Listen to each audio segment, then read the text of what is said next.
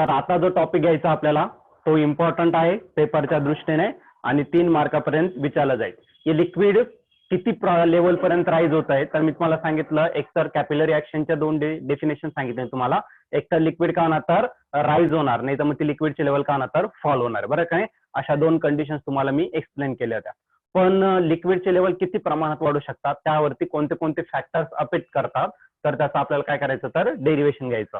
आणि काल सांगताना मी तुम्हाला आणखीन एक पॉईंट सांगितलं होता. काय सांगितलं होतं, लिक्विडची नॉर्मल जर लिक्विड घेतलं तर प्रत्येक केसमध्ये लिक्विडची लेवल नॉर्मली वाढतच राहते. ओके, पण मर्क्युरी जर घेतलं तर त्या केसमध्ये लिक्विडची लेवल काय होते तर डिक्रीज होत असते. ओके, तर का होत असते कारण मर्क्युरीसाठी जो अँगल ऑफ कॉन्टॅक्ट भेटतो तो ग्रेटर दॅन 90 डिग्री भेटतो, म्हणजे ऑप्टूज अँगल भेटतो. बरं की नाही. आणि जर तो बाकीच्या लिक्विड साठी घेतला तर अँगल ऑफ कॉन्टॅक्ट जो भेटणार तो कसा भेटतो तर ॲक्यूट, म्हणजे नॉर्मली जे लिक्विड घेतात ते राईज साठी घेतं. म्हणजे या ठिकाणी मी डेरिव्हेशन राईज साठी घेणार. तो सेम फॉर्म्युला तुम्ही फॉल साठी पण वापरू शकता. फक्त त्या ठिकाणी थिटा चेंज होणार. थिटा चेंज झाला तर तुमचं फॉल असेल का राईज असेल ते तुम्ही डिसाईड करायचं. आता कसं डिसाईड करायचं, जर त्या आन्सर पॉझिटिव्ह आलं तर त्या केसमध्ये लिक्विडची लेवल का तर वाढणार आहे. ओके, राईज इन लिक्विड असेल.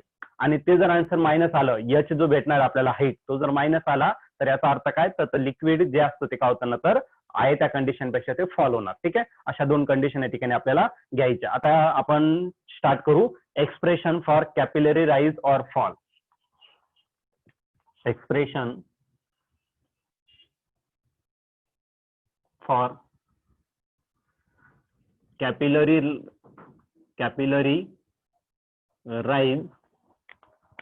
Rise or fall.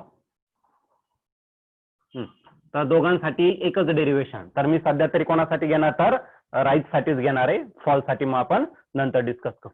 ठीक आहे, तर मी आता परत एक डायग्राम काढणार. जी काल आपण डायग्राम काढली होती तीच डायग्राम आपल्याला परत कंटिन्यू करायची. ठीक आहे, आता बघा डायग्राम मध्ये काय करायचं, तुम्हाला एक कंटेनर घेणार आणि त्या कंटेनर मध्ये काय करणार तर तुम्ही एक ग्लास ट्यूब डीप करणार. मग त्याच प्रकारची कंडिशन या ठिकाणी आपल्याला कन्सिडर करायची. ठीक आहे, तर बघा, तर सर्वात पहिले मी काय घेतलं तर एक कंटेनर घेतलं आणि या कंटेनर मध्ये मी काय घेतलं तर लिक्विड घेतलं. लिक्विड कोणतं घ्यायचं तर होमोजिनियस लिक्विड. कोणते घेऊ शकता तुम्ही, पण होमोजिनियस असणं गरजेचं आहे. म्हणजे एकाच टाईपचं लिक्विड तुम्हाला घेणं गरजेचं आहे. म्हणजे केरोसिन घेतलं तर केरोसिनच घ्यायचा. जर तुम्ही दुसऱ्या प्रकारचं लिक्विड घेत असाल तर त्याच प्रकारचं लिक्विड या ठिकाणी कन्सिडर करणं गरजेचं असेल. ठीक आहे, आता या लिक्विड मध्ये मला काय करायचं तर कॅपिलरी डीप करायचं. आता याच्या 2 मेथड आहेत, तर मी पहिली डिस्कस करेल. ओके, तर मेथडचे आपण लेबलिंग देऊ, त्याच्या आधी आपण एक डायग्राम काढून घेऊ. ठीक आहे, तर मला काय करायचं याच्यामध्ये कॅपिलरी काय करायची तुम्हाला डीप करायचं. तर मी कॅपिलरी काढतो. ओके, तर या ठिकाणी मी कॅपिलरी काय केली तर डीप केली. फिगर मध्ये तुम्हाला ऍक्च्युली कॅपिलरी खूप जास्त विड्थची दिसणार पण एवढी विड्थची नसणार. आणि कमी विड्थची जर काढली तर मग तुम्हाला समजणार नाही काय होतं आतमध्ये. ठीक आहे, मग ते वर्किंग समजून घ्यायचं असेल तर कॅपिलरी तुम्हाला काय करावं लागेल तर जास्त विड्थची या ठिकाणी काढावं लागेल. ओके, ओके, तर हा कॅपिलरी घेतला मी आणि तो कॅपिलरी काय केला तर त्या लिक्विड मध्ये काय केलं तर आपण डीप केलेलं. ठीक आहे, याच्या 2 मेथड आहेत. त्या 2 मेथड पैकी आपण पहिली मेथड या ठिकाणी डिस्कस करू किंवा तुम्हाला ते नोट्स मध्ये जे दिलेले मी सेकंड मेथड. मग सेकंड मेथड थोडीशी सोपी आहे त्याच्यामुळे मी सेकंड मेथड पहिले डिस्कस करेल, नंतर मग फर्स्ट मेथड आपण यूज करू. ठीक आहे, किंवा मग आता इथं लेबलिंग दिलं मेथड फर्स्ट म्हणून चालेल. ओके, तर आपल्याला या ठिकाणी मेथड फर्स्ट या ठिकाणी डिस्कस करायचं आहे. आणि मेथड फर्स्ट मध्ये आपल्याला काय करायचं फक्त फोर्सेसचा यूज करायचा आणि मेथड सेकंड मध्ये काय यूज करायचं तर प्रेशरचा. म्हणजे दोन्ही प्रकारे आपण हे डेरिव्हेशन घेऊ शकतो. ठीक आहे, मग या ठिकाणी असेल बाय युझिंग फोर्स. फोर्सचा यूज करून आपल्याला काय करायचं हे डेरिव्हेशन कम्प्लीट करायचं. आता लिक्विड ज्यावेळेस तुम्ही काय करणार याच्यामध्ये डीप करणार, कॅपिलरी डीप केल्यानंतर काही वेळेनंतर या ज्या लिक्विडची जी लेवल आहे ती काय होणार तर राईज होणार. बरं की नाही, राईज होणार. आणि राईज होत असेल तर वरचा जो शेप भेटणार आहे तर तो जो शेप आहे तो कसा भेटणार तर कॉन्केव्ह भेटणार. हे आपण काल डिस्कस केलं होतं. बरं की नाही, राईज साठी कॉन्केव्ह आणि जर फॉल होत असेल तर काय असणार तर कॉन्व्हेक्स असणार. आणि कॉन्व्हेक्स साठी थोडंसं कॉम्प्लिकेशन वाढतंय तुमचं. ठीक आहे, शेप असा भेटणार मग त्यासाठी तुला जास्त कॉन्टॅक्ट घ्यावा लागेल. ठीक आहे, मग त्यापेक्षा आपण काय करू तर राईज साठीच घेऊ आणि ते सहजरित्या आपण या ठिकाणी डिसाईड करू शकतो. ठीक आहे, आता हा जो प्लेन लेवल आहे या प्लेन लेवल पासून तर लिक्विड जिथपर्यंत राईज झालेलं आहे ते जे डिस्टन्स आहे त्याला काय कन्सिडर करतो तर एच असेल. तर एच काय झालं या केसमध्ये तर राईज ऑफ लिक्विड किंवा height of liquid in a capillary tube. Capillary मध्ये किती प्रमाणात लिक्विड राईज झालेलं आहे त्याचं डेरिव्हेशन या ठिकाणी घेणार आहे, आपण एच घेणार. ठीक आहे, या प्रकारे. आणि हा जो कॅपिलरी आहे, या कॅपिलरीची जी रेडियस आहे हाफ ट्यूब असणार, बरं की नाही. म्हणजे या एंड पासून तर याच्या सेंटर पर्यंत जर डिस्टन्स घेतलं ते काय असेल तर आर असेल, स्मॉल आर असेल. What is small R? Radius of that capillary tube. आणखीन एक आर असणार आहे, पण या डेरिव्हेशन मध्ये ते येणार नाही, त्याच्यामुळे काही गरज नाहीये त्याची. ठीक आहे. त्यानंतर इथं जर तुम्ही कन्सिडर केलं तर आज आला तुमचा पॉईंट ऑफ कॉन्टॅक्ट. लिक्विडचा आणि सॉलिडचा काय भेटतो तर पॉईंट ऑफ कॉन्टॅक्ट. सिमिलरली आपण पॉईंटला तुम्हाला काय भेटेल तर पॉईंट ऑफ कॉन्टॅक्ट भेटेल. मग आपल्याला बघा जिथं पॉईंट ऑफ कॉन्टॅक्ट असतो ते जे लिक्विडचा जो फ्री सरफेस आहे, जिथं कर्व सरफेस आहे, त्याला काय करायचं एक टँजंट तुम्हाला ड्रॉ करणं गरजेचं असेल. मग तो काय रिप्रेझेंट करेल तर तो रिप्रेझेंट करेल force due to surface tension. फक्त सरफेस टेन्शन आहे तर सरफेस टेन्शन क्रिएट होणारा फोर्स असेल आणि तो टिकने रिप्रेझेंट केला जातो. मग या पॉईंटला मला काय करायचं तर एक टँजंट ड्रॉ करायचा कर्व पॉईंटला. ठीक आहे. तर हा टँजंट रिप्रेझेंट करेल काय रिप्रेझेंट करेल तर force due to surface tension. तो रिप्रेझेंट करणारे लेटर टी ने. सिमिलरली आपण पॉईंटला काय करायचं मला टँजंट या ठिकाणी ड्रॉ करायचं आणि हा जो टँजंट आहे तो काय रिप्रेझेंट करेल तर force due to surface tension. ठीक आहे, इथपर्यंत क्लिअर असेल. त्यानंतर आणखीन एक कन्सेप्ट घेतली होती बघा आपण, काय घेतलं होतं angle of contact. What is angle of contact? Wien liquid is in contact with solid. जेव्हा लिक्विड सॉलिडच्या कॉन्टॅक्ट मध्ये असतं देन अँगल मेजर करायचा आहे from tangent drawn to the free surface of liquid to the surface of solid measure inside the liquid, that is called angle of contact. Okay, तर आपल्याला काय करायचं आहे तर टँजंट पासून तर सॉलिड पर्यंत अँगल, पण कुठे लिक्विडच्या आतमध्ये, बाहेर नाही चालणार, इकडे नाही चालणार कारण लिक्विड नाही तिथे, कळलं का नाही, लिक्विडच्या आतमध्ये. तर याला काय म्हणू शकतो आपण अँगल ऑफ कॉन्टॅक्ट. ओके. आणि सिमिलरली हा परत टँजंट आहे आणि हा सॉलिड आहे आणि इनसाइड द लिक्विड आहे, तो पण काय असला पाहिजे तर अँगल ऑफ कॉन्टॅक्ट. अजून एक कन्सेप्ट मी तुम्हाला सांगितली होती बघा, काही त्याच्या कॅरेक्टरिस्टिक्स सांगितलं होतं अँगल ऑफ कॉन्टॅक्टची. पहिली कॅरेक्टरिस्टिक सांगितलं होतं for a given pair of solid and liquid. जर सॉलिड आणि लिक्विडची जर जोडी सारखीच असेल, ओके, मग या केसमध्ये तेच आहे, लिक्विड तेच आहे आणि कॅपिलरी का वेगवेगळ्या मटेरियल, इकडचा पार्ट वेगळा आणि इकडचा वेगळा असं नसणार, बरं की नाही. म्हणजे सेम मटेरियल आहे. म्हणजे जर दोन्ही सेम पेअरचे असेल तर त्यासाठी अँगल ऑफ कॉन्टॅक्ट कसा राहायचा सेम, म्हणजे दोन्ही काय असले पाहिजे तर थिटाच असले पाहिजे. ओके, हा पॉईंट क्लिअर असेल. अँगल थिटा आहे, याच्या एक्झॅक्टली वरचा जर अँगल घेतला तोही अँगल आपल्याला काय भेटेल तर थिटाच भेटेल. का बरं? कारण की व्हर्टिकली अपोजिट अँगल आहे. सिमिलरली इकडे थिटा आहे म्हणजे या केसमध्ये पण इथला अँगल काय भेटणार तर तुम्हाला थिटा भेटणार. ओके, तर याच्यात काही डाऊट नसायला पाहिजे कोणाला. ठीक आहे. आता पुढचं घ्यायचं आपल्याला. पुढे जर घेतलं तर लिक्विड राईज झालेलं आहे आणि कॅपिलरी मध्येच आपल्याला सध्या तरी डिस्कस करायचं, बरं का नाही. कॅपिलरी मध्ये लिक्विड राईज झालेलं आहे, त्याचं स्वतःचं काय असणार आहे वेट असणार आहे. आणि तुम्हाला माहिती आहे वेट कोणत्याही पार्टिकलचं घ्या, बॉडीचं घ्या, ऑब्जेक्टचं घ्या, कोणत्याही मॅटरचं घ्या, बरं की नाही. ते वेट जे आहे ते कुठं डायरेक्ट होतं always directed in the downward direction. Downward डायरेक्शनला ते काय होतं डायरेक्ट होत असते, बरं की नाही. Whatever may be the position of body किंवा ऑब्जेक्ट किंवा पार्टिकल. ठीक आहे, तर त्याचं वेट नेहमी डाऊनवर्ड जाणार. मग या लिक्विडचं जे वेट आहे ते कुठे जाणार तर डाऊनवर्ड जाणार आहे, कारण मला फोर्सेस घ्यायचं म्हणून इथं वेट कन्सिडर करणं गरजेचं आहे. तर वेट किती कन्सिडर केलं तर mg इतकं वेट गेलं. mg माहिती आहे तुम्हाला, mg ने आपण वेट रिप्रेझेंट करत असतो. ठीक आहे. पण बघा वरती जर तुम्ही ऑब्झर्व केलं ना तर हे force due to surface tension आहे. कसे रे? सरळ नाही, ते कसे तर इन्क्लाइंड आहे, बरं की नाही. दिसतंय तुम्हाला. तर इन्क्लाइंड जर असेल तर आपल्याला त्याला रिझॉल्व्ह करावं लागतं, बरं की नाही.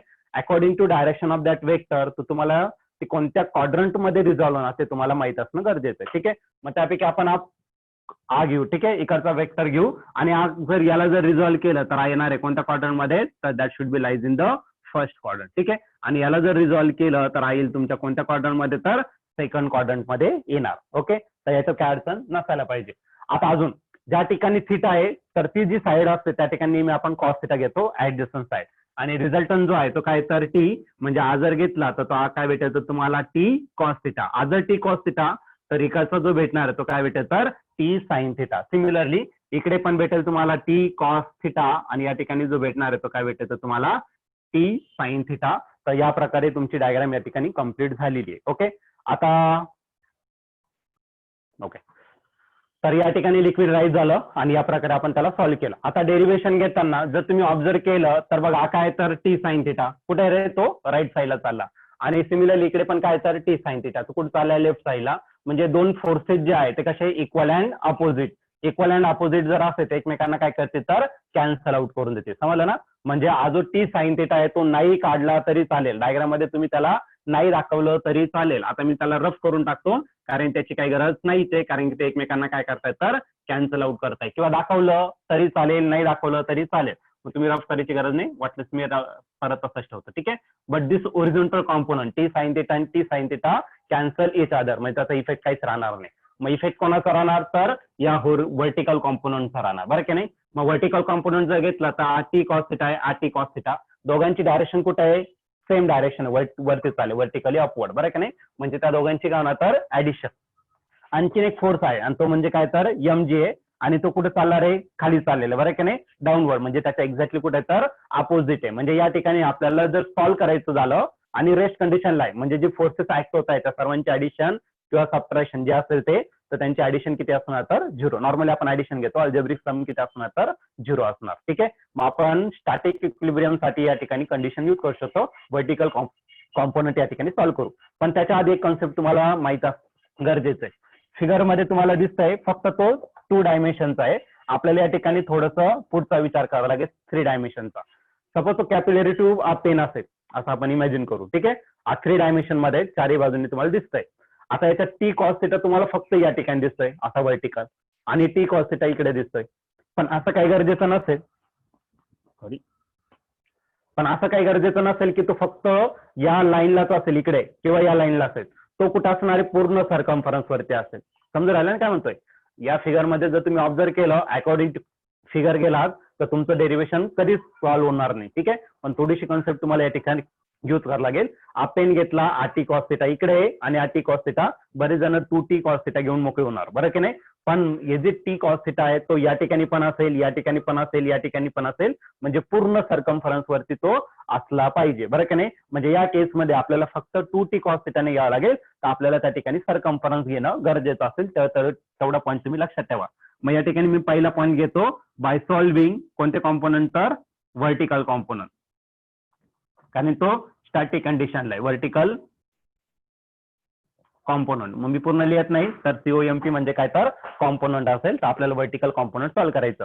आता याच्यात परत मेथड आहे, जे व्हर्टिकली अपवर्ड चाललेले, वरती चाललेले ते काय घेणार आहे, प्लस घेणार आहे, आणि जे खाली जाणार आहे ते काय घेणार, तर मायनस घेणार आहे, बरं की नाही. तर याच्यात तुम्ही ऑब्झर्व केलं तर पहिला टी कॉस थिटा कुठे चालला आहे, वरती, म्हणजे तो काय घेतला, तर मी टी कॉस थिटा तो काय घेतला, पॉझिटिव्ह घेतला. पण हा फक्त 2 लाईन वरती नाही, अपूर्ण कुठे, तर त्या कॅपिलरीच्या पूर्ण सर्कम्फरन्स वरती आहे, म्हणजे याला सर्कम्फरन्सने मल्टिप्लाय करणं गरजेचं असेल. आणि सर्कम्फरन्स किती असतं, तर 2πr.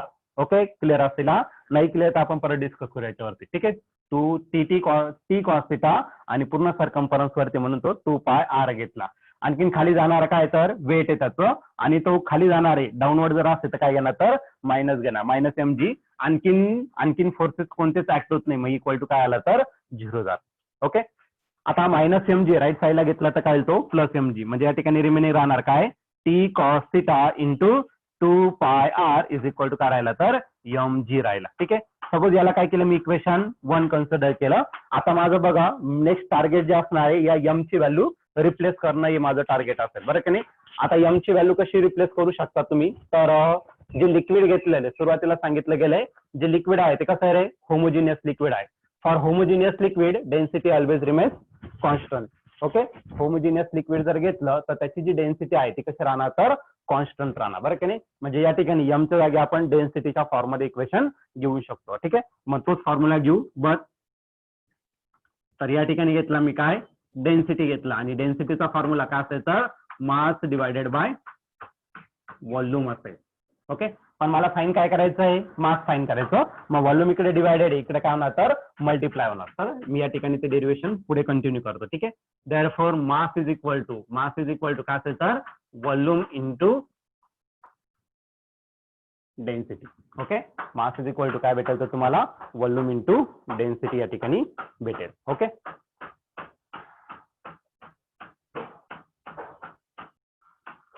तर मासची व्हॅल्यू आपण फाइंड केली, mass is equal to volume into density. Mass represent करणारे लेटर एम ने, व्हॉल्यूम रिप्रेझेंट करणारे लेटर व्ही ने, आणि जो डेन्सिटी आहे तो कशाने केला जातो, लेटर रो ने रिप्रेझेंट केला जातो. ठीक आहे. मग मासचा फॉर्म्युला आला व्हॉल्यूम इंटू डेन्सिटी. पण जर तुम्ही कॅपिलरी जर बघितला, कॅपिलरी या शेपचाच असेल, फक्त हा थोडासा जास्त झाला. ठीक आहे.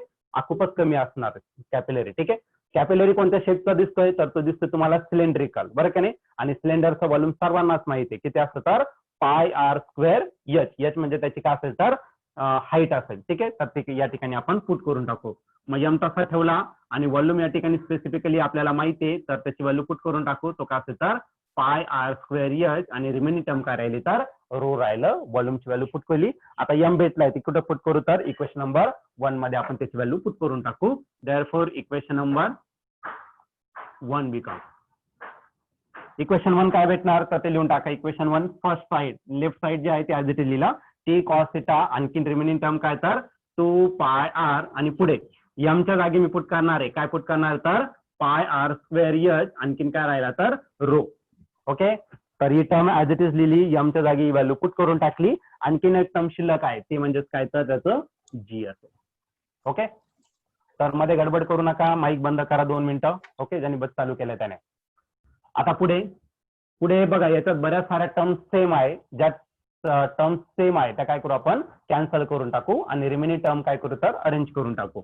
त्यात काय कॅन्सल होणार आहे तर हा पाय आणि इथला पाय काय झाला कॅन्सल झाला. ओके, सेकंड जर टर्म घेतलं तर आर ए आणि इथला आर स्क्वेअर आहे तर एक आर काय झाला कॅन्सल झाला. आणखी बाकीच्या टर्म कॅन्सल होणं इथं पॉसिबल नाही. मग त्या ऍज इट इज लिहून टाका. एक काम करा फक्त हा 2 जो आहे तो सुरुवातीला लिहा. म्हणजे काय भेटेल आपल्याला 2t कॉस थिटा आणि इकडे जे भेटणार आहे ते आर पुढचा आहे एच रो आणि हा काय भेटला तर जी भेटला. पण या केसमध्ये आपण टायटल टाकलेलं काय तर expression for capillary rise. Rise किती होणार आहे म्हणजे काय शोधायचं आपल्याला किती हाईटने वाढलेलं आहे बरं की नाही, किती लेवल वाढलेली किंवा फॉल. फॉल म्हणजे काय कमी होणार. डेरिव्हेशन वगैरे घ्यायचं नाही आपल्याला. डेरिव्हेशन तेच आहे पण नॉर्मली तुम्हाला काल सांगितलं लिक्विड नॉर्मली राईजच होत असतं. फॉल फक्त मर्क्युरीच्या केसमध्ये. मग त्या केसमध्ये थिटावरून तुम्ही डिसाईड करू शकता फॉल होणार का राईज होणार. ठीक आहे, मग मला एच फाइंड करायचा. आर रो जी इकडे मल्टिप्लाय इकडे काय करा डिवाइड. मग एच इज इक्वल टू काय भेटत तर 2t कॉस थिटा डिवाइड काय असतं तर आर रो जी. हे एक्सप्रेशन झालं तुमचं इम्पॉर्टंट फॉर्म्युला आहे.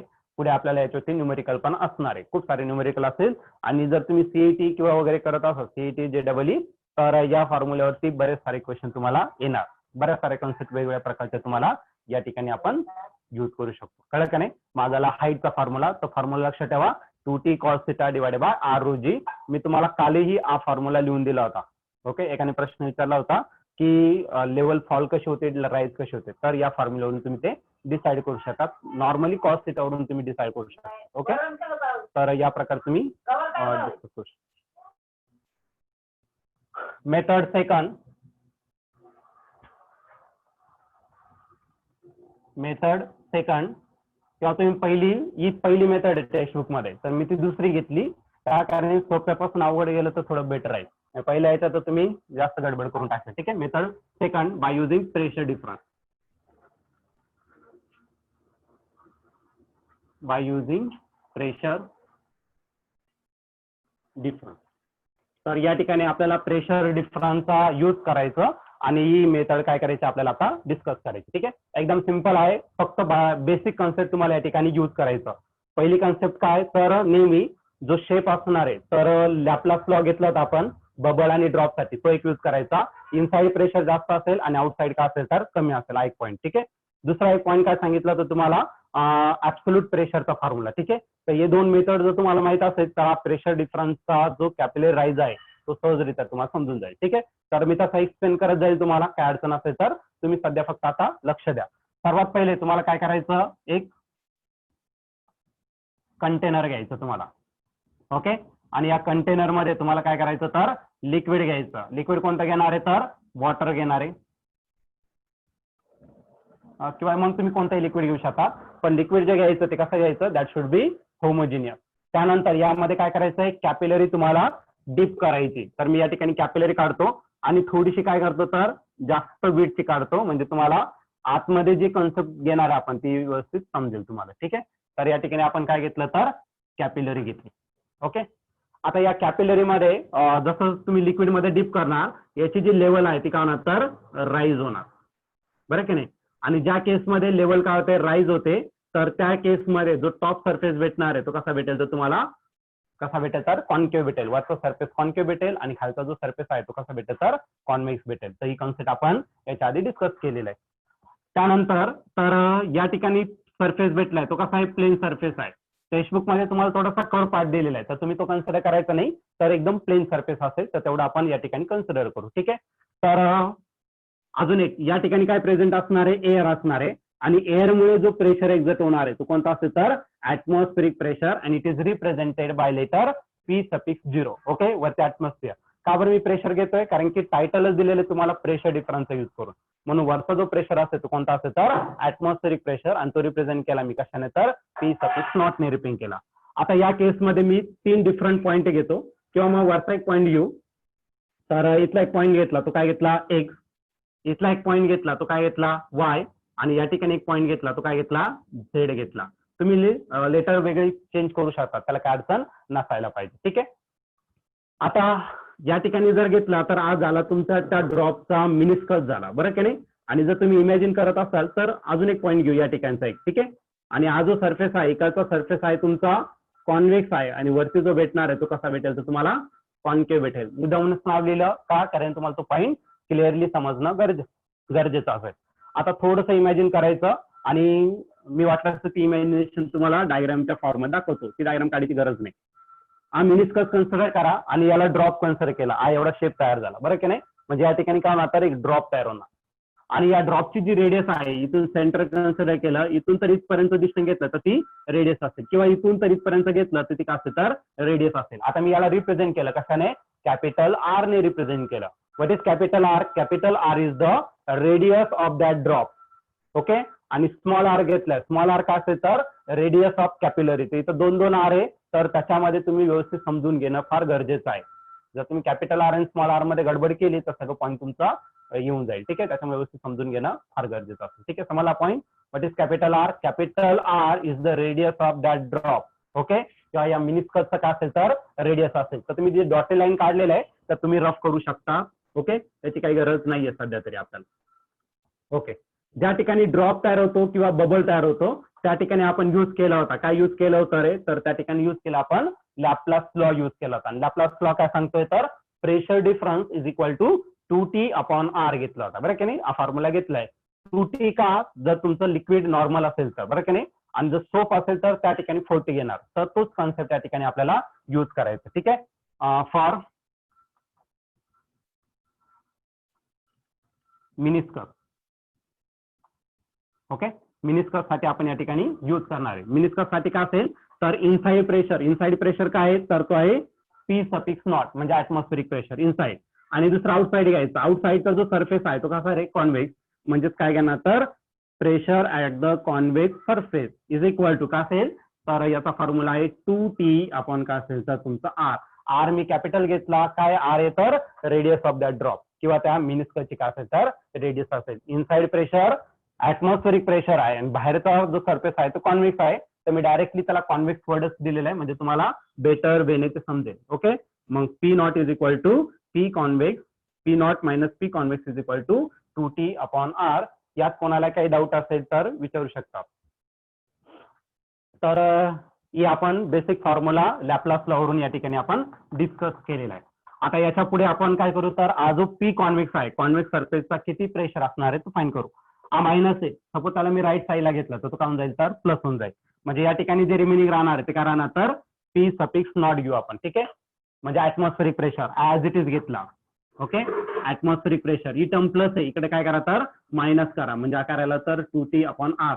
आणि या मायनसचा मुळे तो राईट साईडला काय घेतला तर प्लस घेतला म्हणजे हा जो भेटेल तो काय भेटेल तर कॉन्व्हेक्स सरफेसला किती प्रेशर भेटणार त्याचं इक्वेशन भेटेल. हे झालं तुमचं पहिलं मॅथमॅटिकल टर्म्स झाले. ठीक आहे. तर प्रेशर डिफरन्सचा यूज केला त्याच्यामुळे आपण या प्रकारचं डेरिव्हेशन इथं घेऊ शकतो. ठीक आहे.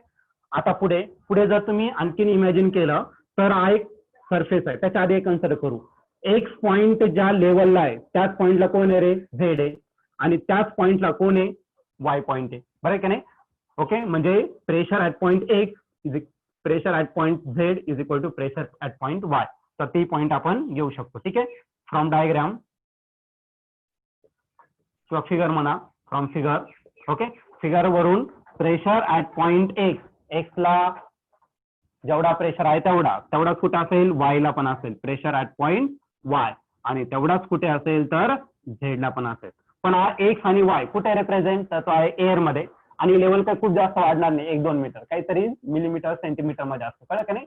तर खूप जास्त लेवल नसणार, एकदम त्याला जवळच असेल. म्हणजे एक्स पॉइंटला जो प्रेशर असणार आहे तो पण किती असेल तर ऍटमॉस्फेरिक प्रेशर. मग px is equal to py and which is equal to pz and that means कोणतं तर ऍटमॉस्फेरिक प्रेशर. रिझन का असेल तर याला तुम्ही इक्वेशन नंबर 2 म्हणा. रिझन तुम्हाला द्यायचं असेल तर तुम्ही देऊ शकता प्लेन सरफेस. ओके, सरफेस कसा आहे तर प्लेन, आणि प्लेन सरफेस जर असेल तर तुमचं जे प्रेशर आहे ते कसं राहतं तर नेहमी इक्वल असतं. ठीक आहे, किंवा कॉन्स्टंट असतं. तर या प्रकारचे आपण कन्सेप्ट या ठिकाणी घेऊ शकतो. लक्ष द्या आता.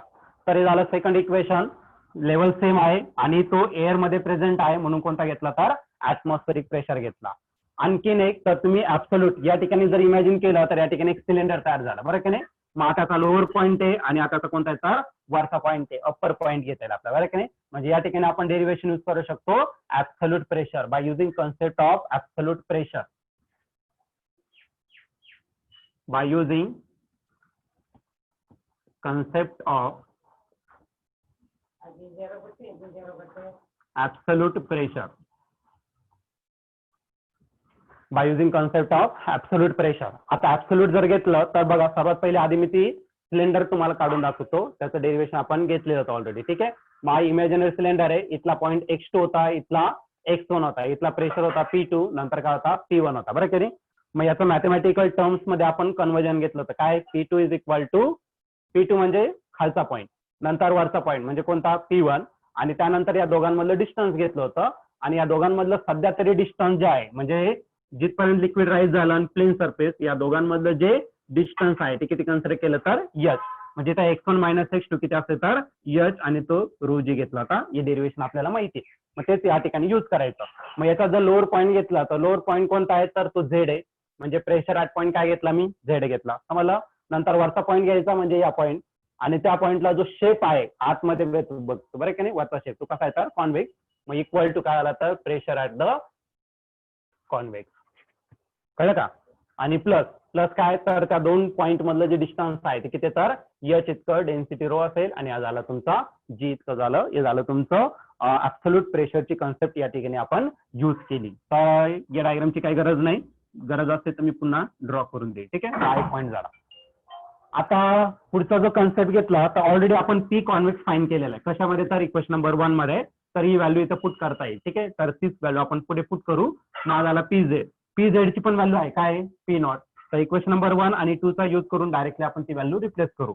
मग रिप्लेस करा, P Z is replace by P suffix nought, that means atmospheric pressure is equal to P कॉन्व्हेक्सच्या जागी मला लिहायचं काय तर ऍटमॉस्फेरिक प्रेशर मायनस काय असेल तर 2T अपॉन कॅपिटल R.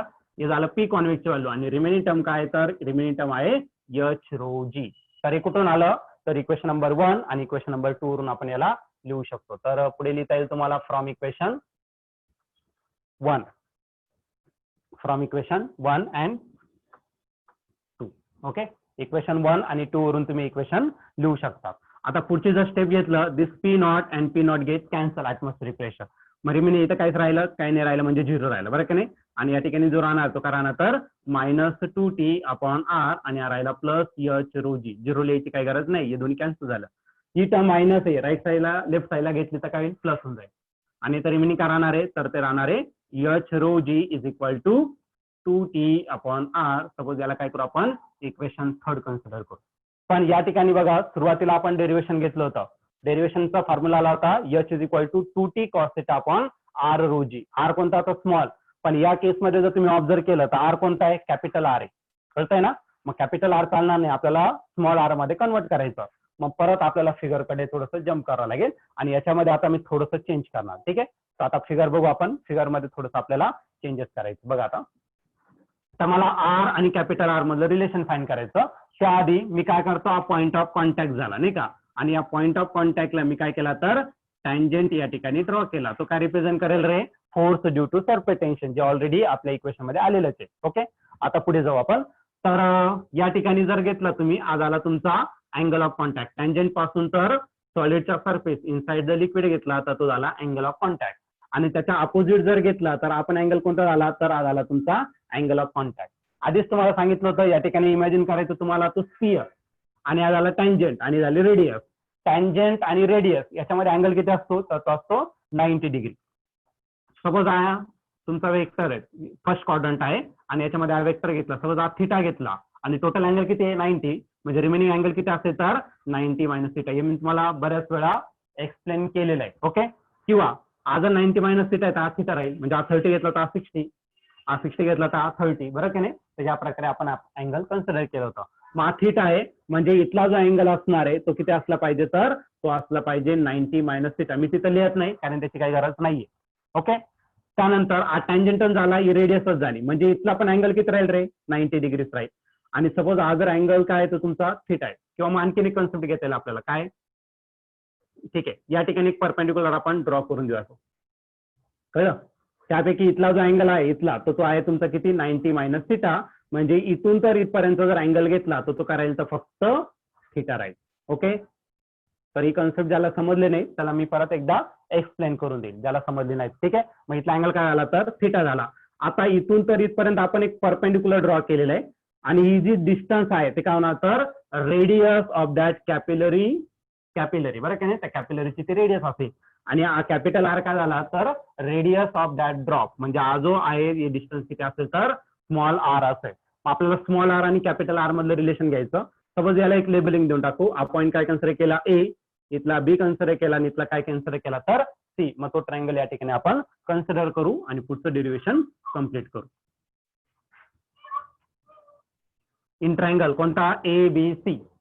आता याच्यात अडचण येणार आहे मला माहिती आहे, पण थांबा, नंतर आपण प्रॉपरली डिस्कस करू त्याला, ज्याला अडचण आहे.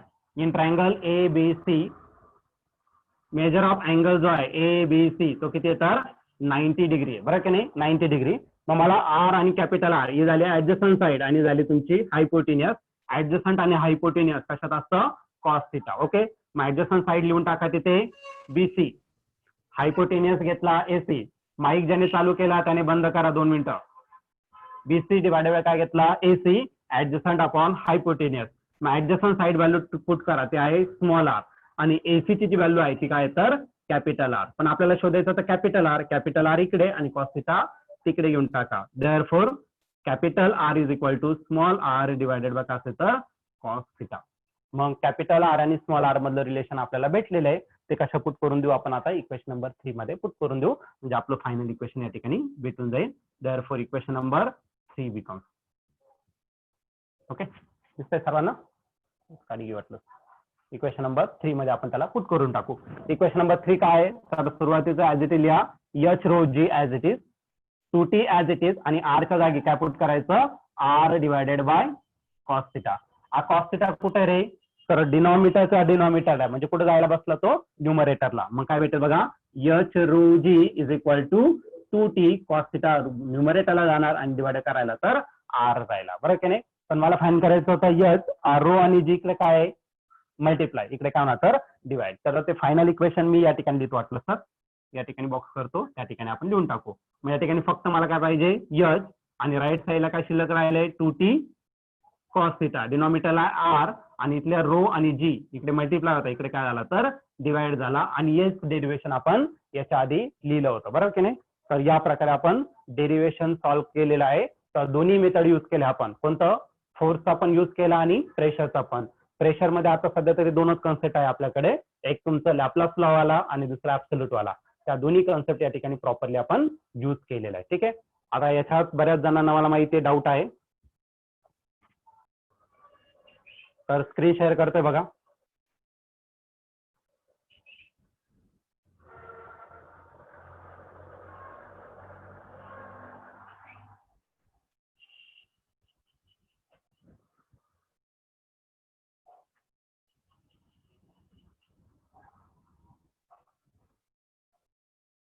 ओके. तर या ठिकाणी आपण जो स्टडी केलेला आहे आतापर्यंत, जो चॅप्टर आपण स्टडी केला होता तो स्टडी केला होता आपण फ्लुइड इन रेस्ट कंडिशन, म्हणजे त्याला काय म्हटलं जातं हायड्रोस्टॅटिक म्हटलं जातं, बरोबर की नाही. आता या ठिकाणी आपल्याला स्टडी करायचं आहे तो म्हणजे काय तर फ्लुइड इन मोशन. ठीक आहे, सर्वांना दिसतंय स्क्रीनवरती, दिसत असेल तर फ्लुइड इन मोशन आपल्याला या ठिकाणी काय करायचं तर स्टडी करायचा. तर त्यात पहिली डेफिनेशन आहे व्हॉट इज हायड्रोडायनामिक. हायड्रोडायनामिक म्हणजे काय, अशी फिजिक्सची ब्रांच की ज्याच्यामध्ये फ्लुइडचा स्टडी असतो, पण तो कसा तर मोशन मध्ये असेल. जर फ्लुइड मोशन मध्ये असेल तर that study of liquid is called as किंवा फ्लुइड इज कॉल्ड ॲज हायड्रोडायनामिक्स. तर पहिली डेफिनेशन तुम्हाला समजली असेल. जर तुम्हाला मी हायलाइट करून दाखवतो वाटतं ते डेफिनेशन, तर तुम्हाला सहजरित्या ते समजून जाईल.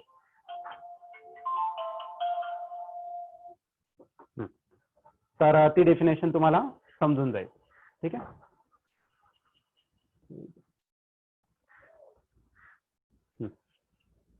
तर दिसतंय तुम्हाला काय होतंय? हो सर.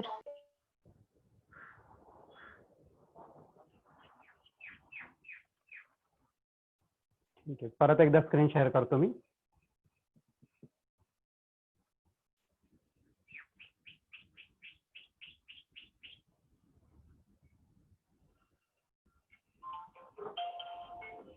फोन घे का लेक्चर मध्ये?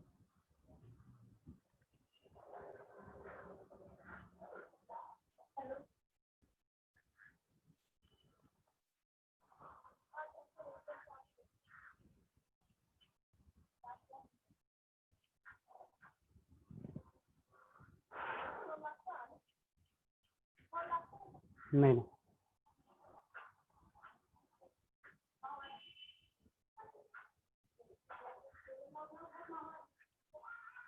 ओके, तर फर्स्ट आहे तुमचं हायड्रोडायनॅमिक. स्क्रीनवरती दिसतंय तुम्हाला. कसं होतंय असं? सर ते कोणतरी मुलगा करतोय.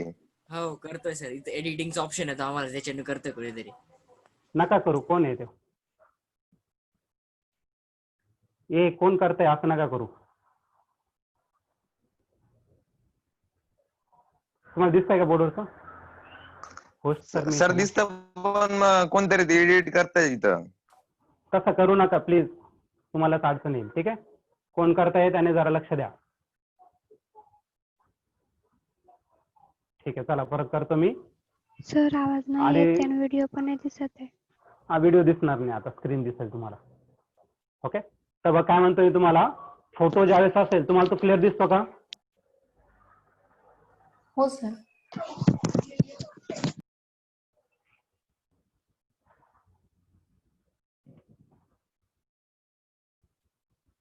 ओके, तर पहिलं आहे तुमचं फ्लुइड इन मोशन. त्याच्यात हायड्रोडायनामिक आपण डेफिनेशन या ठिकाणी डिस्कस केले. ठीक आहे, कोण आहे त्याने मी बाहेर काढून देईल बरं का. तो मूर्खपणा करू नका.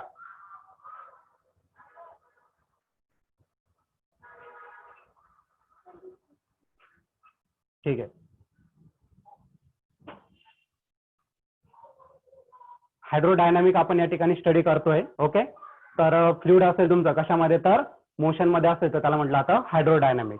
त्यानंतर तुमचं सेकंड डेफिनेशन आहे काय, तर स्टेडी फ्लो. आता फ्लो असणार आहे, पण तो जो फ्लो आहे तो कसा पाहिजे, तर कॉन्स्टंट स्पीडने मूव्ह होणं गरजेचं आहे. ठीक आहे, तर त्याला स्टेडी फ्लो म्हटलं जातं.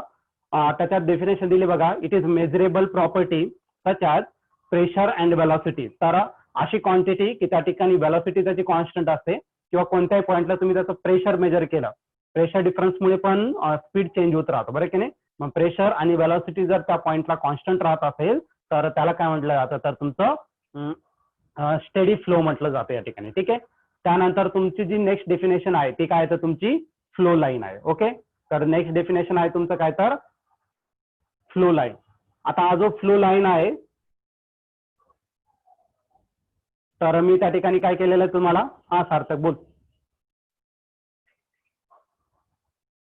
सार्थक बोल, काय अडचण आहे?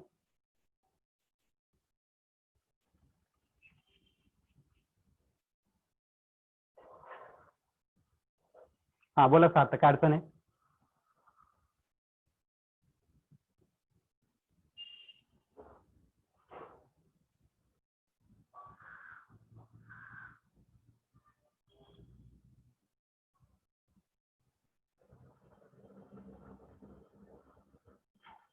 ओके,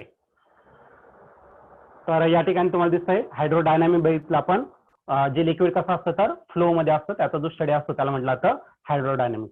स्टडी फ्लो म्हणजे काय, तर अशी प्रॉपर्टी फ्लुइडची की त्या ठिकाणी वेलॉसिटी आणि त्याचं प्रेशर कसं असतं, तर कॉन्स्टंट असतं, त्याला काय म्हटलं जातं, तर स्टडी फ्लो या ठिकाणी आपण म्हणू शकतो. ठीक आहे, त्यानंतर असं तुमचं फ्लो लाईन. प्रत्येक पार्टिकल त्या लिक्विडमध्ये फ्लो होतोय, त्याचा फ्लो होण्यासाठी जी एका इंडिव्हिज्युअल पाथ दिलेला आहे प्रत्येक पार्टिकलचा, त्यालाच काय म्हटलं जातं, तर फ्लो लाईन म्हटलं जातं. स्ट्रीम लाईन फ्लो म्हणजे काय, तर एका कॉन्स्टंट स्पीडने मूव्ह होताना जो पाथ असतो त्याला काय म्हटलं जातं स्ट्रीम लाईन. म्हणजे त्या पॉइंटला कुठे तुम्ही टँजेंट ड्रॉ केलं तर तो टँजेंट काय दाखवेल तर त्या पार्टिकलची व्हेलॉसिटी रिप्रेझेंट करेल.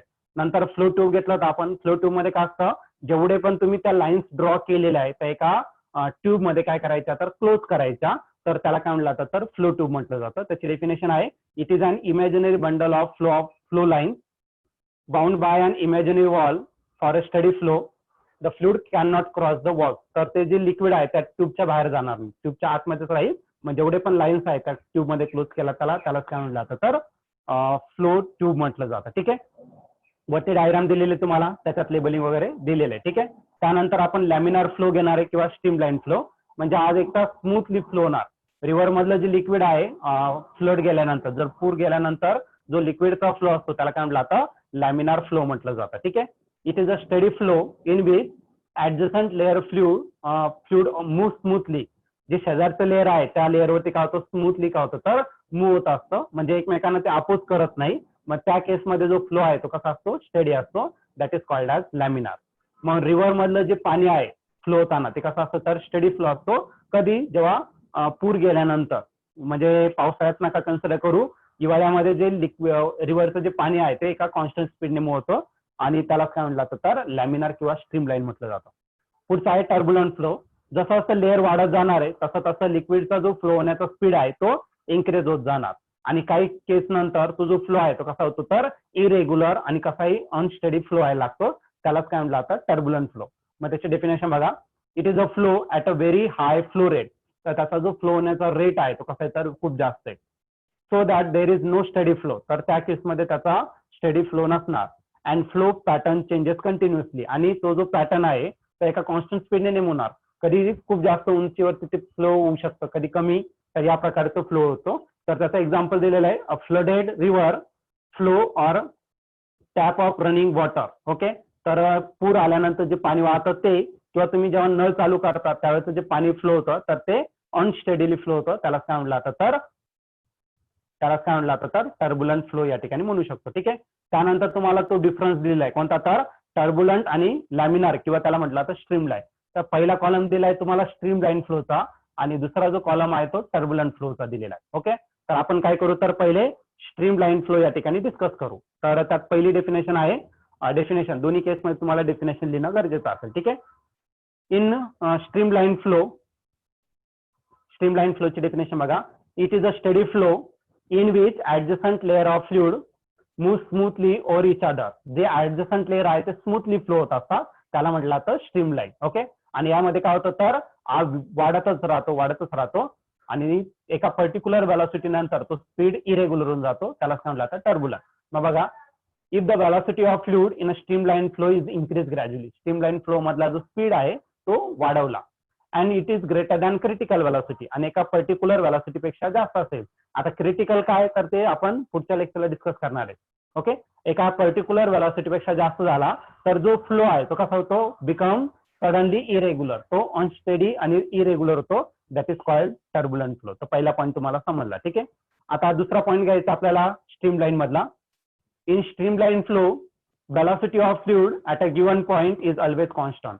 तर कोणत्याही पॉईंटला स्ट्रीमलाईनला जर तुम्ही व्हेलॉसिटी मेजर केलं that should always remain constant, किंवा प्रेशर कसं राहील कॉन्स्टंट राहील. ठीक आहे, पण टर्ब्युलंट मध्ये तसं राहील का नाही, तर त्या ठिकाणी बघा टर्ब्युलंट मध्ये in a turbulent flow velocity of fluid at any point does not remain constant.